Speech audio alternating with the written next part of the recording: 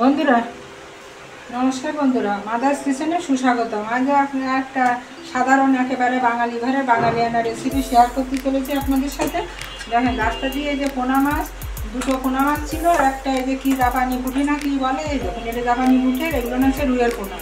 এই মাছটা নিয়েছিলাম হাফ কেজি 500 গ্রাম 100 টাকা, 200 টাকা কেজি। তো মাছটা আমি আলু বেগুন দিয়ে রান্না করবো। তো মাছটা তো আমার প্রথমে ভেজে নিতে হবে, গ্যাসটা আমি অন করে তারপরে আপনাদের সাথে কথা বলি। রান্না করবো, রান্না করতে আমার কী লাগবে দেখেন, আমি কাঁচামরিচ কতগুলো কুচিয়ে নিয়েছি, এই যে আমার জিরে ধনে বাটা আছে এই দেখুন এখানে। আর আমি নামানোর সময় যে মশলাটা দেবো, এই মশলাটা আপনাদের শেয়ার করি। আর লবণ, মিষ্টি, শুকনো মরিচের গুঁড়ো যে যার মতন যে ঝাল খাবেন সেইভাবে দেবেন। আমি একটা স্পেশাল মশলা করবো আমার এই মাছের ঝোলের জন্যই। দেখুন এটা হচ্ছে জিরে, এই অল্প একটু করবেন। এটা হচ্ছে রাঁধুনি, এখানে একটা শুকনো মরিচ, এখানে একটুখানি তেজপাতা গুঁড়ো করা, এখানে ধনে, আর এটা হচ্ছে যারা মিষ্টি জিরে বলে বা মৌরি।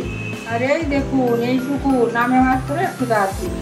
তাহলে আমি এই মশলাগুলো প্রথমে ভেজে নিয়ে, আমি মাছ আমার সবজিগুলো ভেজে নিয়ে তারপরে আমি হচ্ছে আপনাদের সামনে ফিরে আসব পুরো প্রস্তুতি নিয়ে। তত সময় কিন্তু এটা গুঁড়ো করে ভেজে তারপরে গুঁড়ো করে নিতে হবে। তত সময় কিন্তু আপনারা আমার সঙ্গেই থাকবেন, ছেড়ে যাবেন না। তাহলে আমি এগুলো ভেজে নিয়ে আসি। এই দেখুন বেশি ভাজা লাগবে না, হালকা এই যে ভেজে আমি এটা নামিয়ে নিলাম। আমি মিক্সিতে হোক আর শিলপাটায় হোক আর আমার হেমান দিস্তে আছে যেটাই হোক, আমি এটা গুঁড়ো করে নেবো। এবার আমি মাছ তরকারিগুলো আমি ভাজবো। মাছ তরকারিগুলো ভাজার জন্য আমার তো প্রথমে কড়াতে তেল ব্যবহার করতেই হবে। তাহলে আমি কড়াতে তেল দিয়ে দিলাম। কড়াতে তেল দিয়ে দিই, এইগুলো ভেজে নিয়ে ভিডিওটা ছোটো করার জন্যেই আমার এই প্রয়াস। ভিডিওটা ছোটো করার জন্যই আমি করছি। মাছ তরকারি ভেজে আমি বন্ধুরা দেখুন এই যে আমি আলু, মাছ আর এই যে বেগুনগুলো কেমন লাল লাল করে ভেজেছি। দেখুন এই বেগুনটায় আর আমার ঝোলে দিয়ে জাল খাবে না, আমি বেগুনটা দিয়ে ফুটে উঠলে কিন্তু নামিয়ে দেবো। আর আমার এই মাছ আর তরকারি ভাজা যে তেলটা, এই তেলটা তো আমরা সাধারণ মধ্যবিত্ত পরিবার, তো তেলটা আমার ফেলে দিলেও চলবে না বা অন্য কিছু। এই তেলের উপরে আমি খানিকটা তেল দিয়ে দেবো। সর্ষের তেল দিলে ভালো হতো, তো আমার সর্ষের তেলটা অল্প আছে, আজ আর আমি দেবো। এটা আমি দেওয়ার পরে আমি হচ্ছে একটা তেজপাতা একটাই দেবো, বেশি দেবো। আমি এই তেলের উপরে সামান্য একটা তেজপাতা আমি দিয়ে দেবো। সামান্য একটা তেজপাতায় আমি মাথা ফাটিয়ে দিয়ে দিলাম। এই আর আমি মশলার ভিতর কী দিব আপনাদের আমি দেখাচ্ছি। আমি ফোড়নে কী দেবো, ফোড়নে শুকনো মরিচ আর দেবো না। এই যে আমি একটুখানি জিরে দিয়ে দিলাম, সামান্য একটু জিরে দিয়ে দিলাম। আর আপনি কালো জিরেও দিতে পারেন বা রাঁধুনিও দিতে পারেন। আমি এসে কালো জিরেটাই দিয়ে দিই এর সঙ্গে আমি একটু কালো জিরে দিয়ে দিলাম। কালো জিরে দিয়ে আর এই দেখুন আমি একটা মশলা বানিয়ে রেখেছি। এর মধ্যে আছে জিরে, ধনে, শুকনো মরিচ আর হচ্ছে কি একটু আদা। এগুলো আমার বেটে একসঙ্গে রাখা, তাই বাদে আর কিছু নেই। তাহলে আমার মশলাটা একটুখানি কালারফুলি হোক। আপনারা কি আর বলবো আপনাদের, আপনারা এইভাবে একদিন করে খেয়ে দেখুন, আপনাদের ভালো লাগতেও পারে। যারা পেঁয়াজ খাবেন পেঁয়াজ দেবেন, তবে এভাবেও করে খেয়ে দেখতে পারেন। আর আপনাদের ভালো লাগলে আপনারা লাইক, কমেন্ট, শেয়ার দিয়ে আমার পাশে থাকবেন। এবার এই মশলাটা আমি দিয়ে দেবো, এই মশলাটা আমি পুরোটাই আমি দিয়ে দেবো।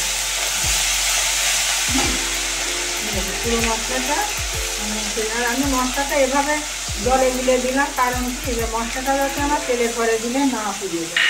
তেলের পরে হঠাৎ করে দিলে হয় কি মশলাটা পুড়িয়ে যায়। আমি 1 চামচ মতন লবণ দিয়ে দিলাম, বাকিটা পরে দেবো। জাস্ট এখানে কালারের জন্য আমি এই যে কালারের জন্য একটুখানি চিনি ব্যবহার করবো। তারপর একটুখানি আমি দেবো, সেটা আমি আপনাদের দেখিয়ে দেবো। আমি মশলা কষানোর সঙ্গে দেখুন আমি কীভাবে ভেজে নিয়েছি। মশলা কষানোর সঙ্গে আমি আলুগুলো দিয়ে দেবো, কারণ আলুগুলো তো সিদ্ধ হতে একটু সময় লাগে, যার জন্য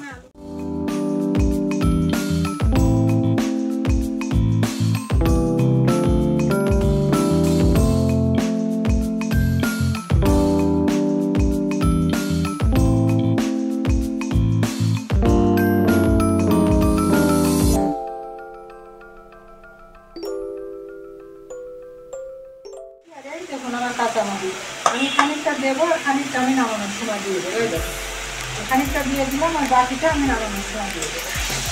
এবার আমার পরিমাণ মতন আমি জল দিয়ে দিই, পরিমাণ মতন আমার যেটুকু লাগবে।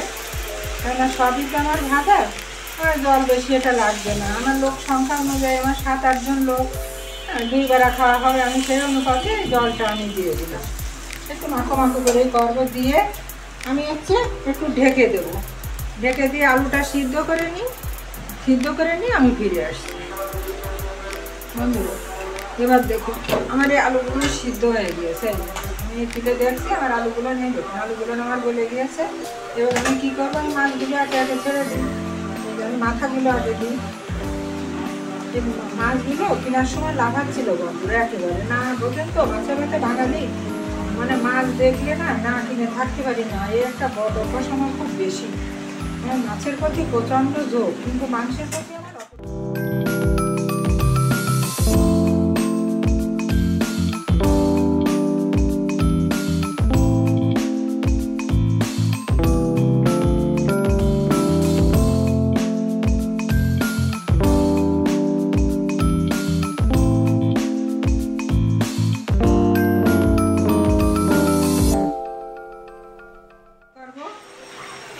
আমার রান্না কিন্তু কমপ্লিট। এবার আমার এই যে বেগুনগুলো এবার আমি দিয়ে দেবো।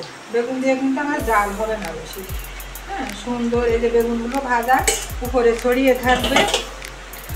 তা যারা আমার ফেসবুকটা এখনও ফলো করেননি বন্ধুরা, যারা আমার ফেসবুকটা আমার পেজটা ফলো করবেন, আর যারা আমার ফলোয়ার বন্ধু আছেন প্লিজ আপনারা একটু লাইক কমেন্ট শেয়ার দিয়ে আমার পাশে একটুখানি সহযোগিতা করবেন, থাকবেন। দুটো কাঁচামরিচ আবারও ছড়িয়ে দিলাম গ্রামের জন্য। আর এই যে আমার ভাজা মশলার গুঁড়োটা আমি হচ্ছে ছড়িয়ে দিলাম।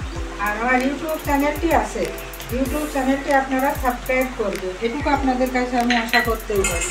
আর আমার রান্না মোটামুটি কমপ্লিট। আপনারা এইভাবে রান্না করে খাবেন, দেখবেন আপনাদের অনেক সুন্দর লাগে।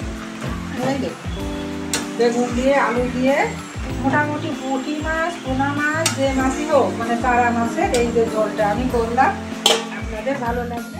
এই দেখুন প্লিজ এইভাবে আপনারা এই পোনা মাছের ঝোল এইভাবে আপনারা রান্না করে খাবেন, খেয়ে দেখবেন কেমন লাগে আমাকে কমেন্ট করে জানাবেন। আর পুরোটাই সাবেক রেসিপি, মা ঠাকমা শাশুড়ি ওরা তো কত বর্ষ হয়ে গেল, ওনাদের বয়স শাশুড়ির বয়সও মনে করেন যে 99 বছরে মারা গেছে, আজকে 4 বছর। তাই এত বছর আর বয়সের মানুষ ছিলেন উনি, ওনার কাছ থেকে আমার শেখা। আমার মাও নাই ছোটোবেলায় গেছে, এটা ওনাদের হাতের রেসিপি। যদি আপনাদের ভালো লাগে আপনারা একটু করে খেয়ে দেখবেন। সবার জন্য রইল মাদার্স কিচেনের পক্ষ থেকে শুভকামনা বন্ধুরা।